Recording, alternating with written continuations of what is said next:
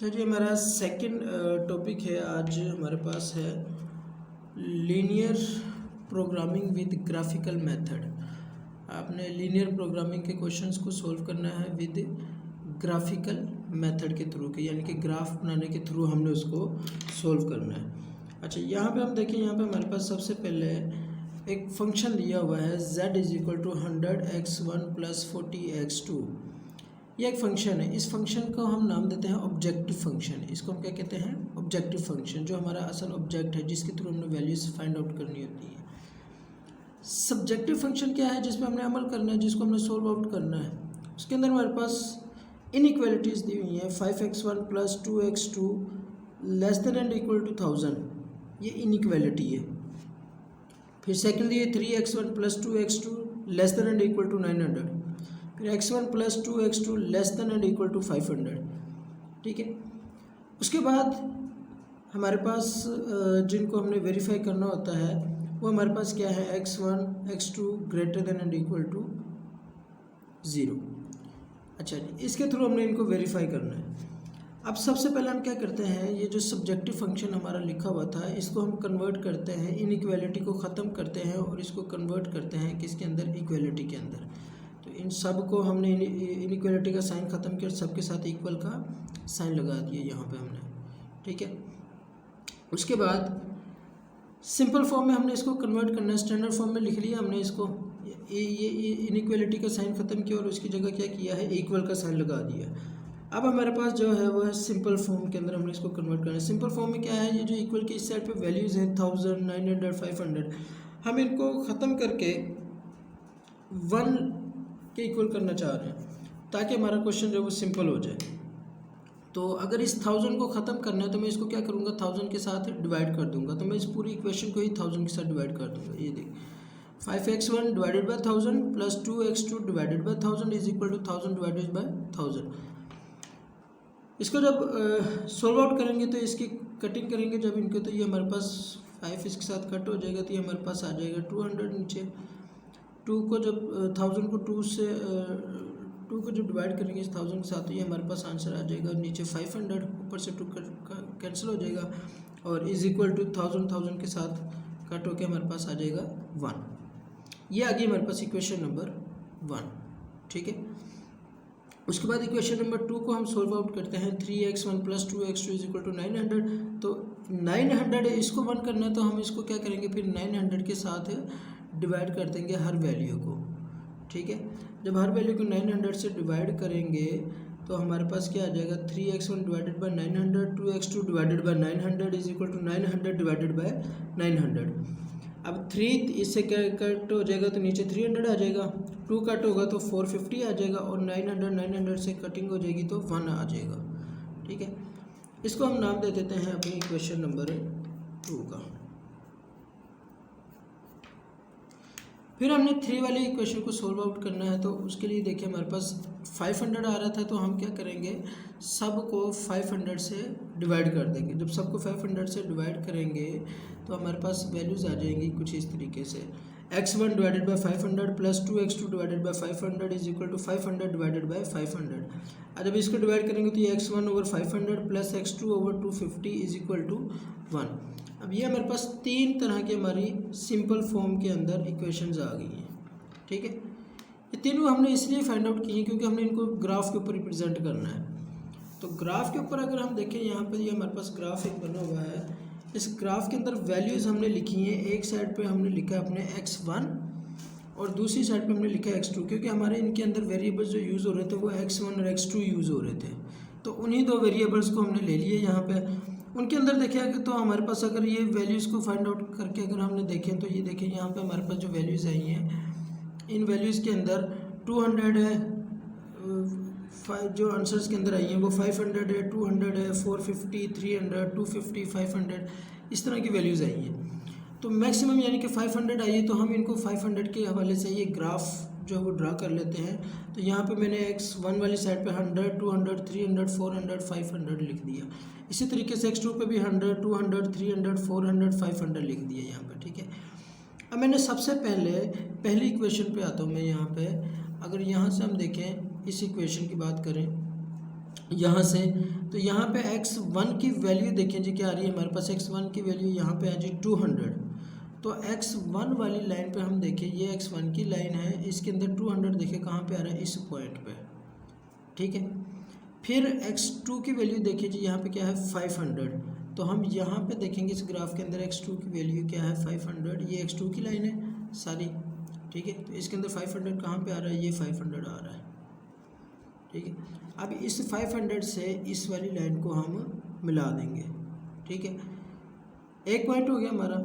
Second के अंदर अगर हम आए, सेकंड इक्वेशन पे आए, तो सेकंड इक्वेशन के अंदर हमारे पास x1 की वैल्यू आ रही है 300 और x2 की वैल्यू आ रही है 450।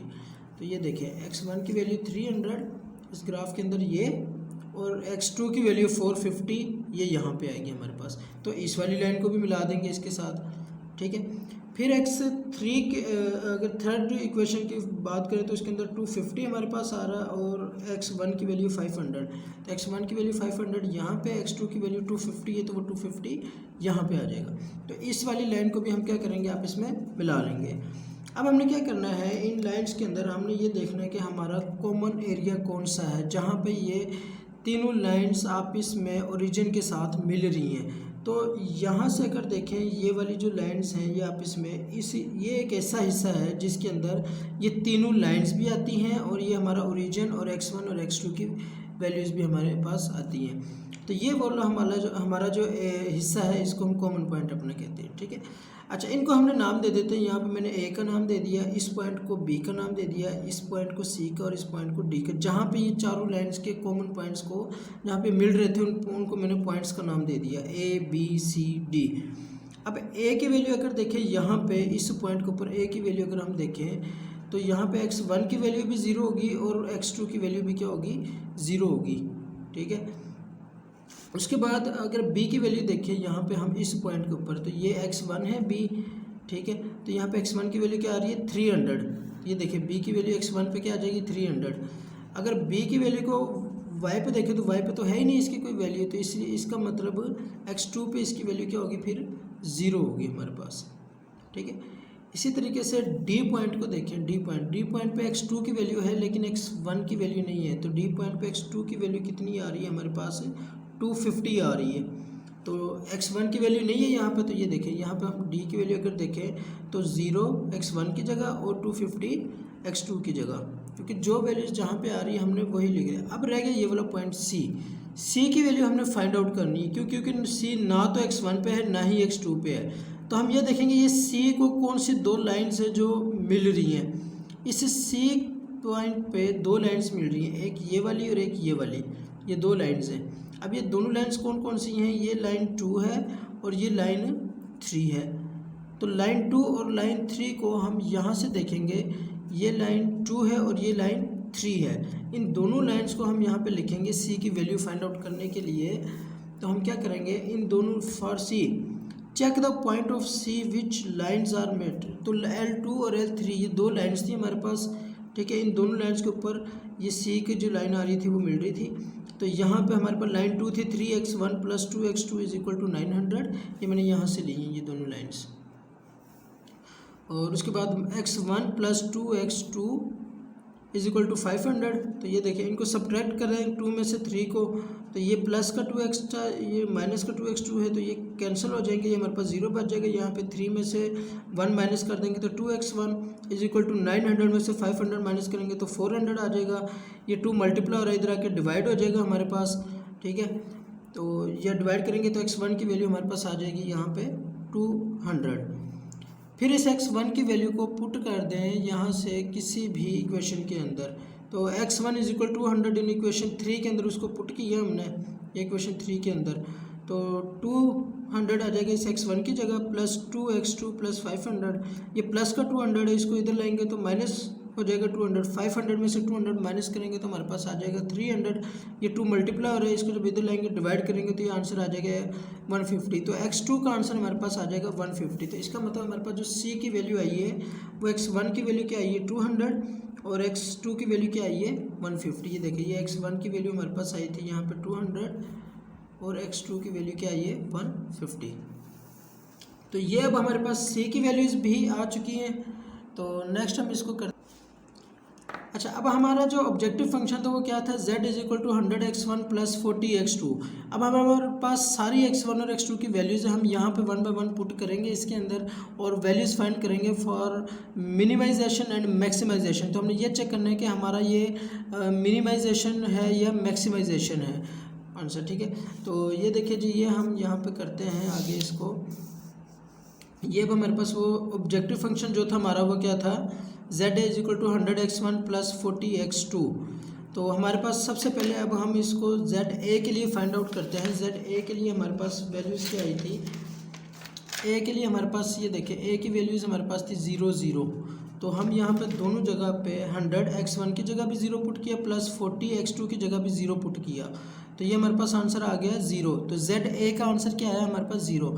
अब यही चीज़ हम z b के लिए करते हैं। तो b के हमारे पास वैल्यूज़ देख लें, यहाँ पे x1 की वैल्यू 300 है और x2 की वैल्यू क्या है 0। तो अगर इसको हम देखें यहाँ पे तो 100x1 की वैल्यू 300 थी, पुट किया हमने यहाँ पे, ठीक है। उसके बाद प्लस 40x2 की जगह 0 पुट कर दिया, तो 100 को 300 से मल्टीप्लाई करेंगे तो हो जाएगा 30,000। तो ये हमारे पास किसकी वैल्यू आ जाएगी, ZB की वैल्यू आ जाएगी, ठीक है। उसके बाद ZC की वैल्यू पुट करें तो x1 और x2 की जगह उसकी वैल्यूज़ पुट करेंगे और C की वैल्यूज़ अभी हमने फाइंड आउट की थी। एक आंसर हमारे पास आया था, ये देखिए 200 आया था x1 का और 150 आया था x2 का आंसर। तो इनको हम क्या करते हैं, पुट करते हैं इनकी जगह पे। x1 की जगह 200 पुट किया और x2 की जगह 150 पुट किया, तो इनको मल्टीप्लाई किया 20,000 प्लस 6,000 तो ये हो गया 26,000। इसी तरीके से अब हमने ZD की वैल्यू फाइंड आउट करनी है। ZD की वैल्यू क्या आ जाएगी हमारे पास, x1 की जगह 0 पुट किया D के अंदर, ये D की वैल्यूज़ थी हमारे पास 0 एंड 250, ठीक है। 0 x1 की और 250 x2 की वैल्यू। तो 0 और 250 को जब पुट किया यहाँ पे, तो 40 को 250 से मल्टीप्लाई किया तो हो गया 10,000। ये अब 10,000 आ गया हमारे पास। अब ये देखिए यहाँ पे हमारे पास वैल्यू 10,000, ये है 26,000, ये है 30,000 और ये है 0। तो अगर हम ये चेक करना चाहें कि इनके अंदर सबसे छोटी वैल्यू क्या है और सबसे बड़ी वैल्यू क्या है, तो 0 सबसे छोटी वैल्यू है और 30,000 सबसे बड़ी वैल्यू है। तो हम अगर सोल्यूशन में अपना आंसर लिखना चाहें तो हम अगर मिनिमाइजेशन फाइंड आउट करने का कहते हैं तो हम लिखेंगे कि ZA पर ये जो पॉइंट है ये ऑब्जेक्टिव फंक्शन हमारा मिनिमाइज हो जाता है, ठीक है। और अगर मैक्सिमाइजेशन को पूछेंगे तो हम कहेंगे कि ZB is the point where the value is maximize, ठीक है। और मैक्सिमम वैल्यू क्या है हमारी 30,000। तो ये हमारा ग्राफिकल मेथड से हमने इस क्वेश्चन को सोल्व आउट किया है, वैल्यूज़ फाइंड की x1 की। तो इसको हम कहते हैं linear programming with graphical method, ठीक है।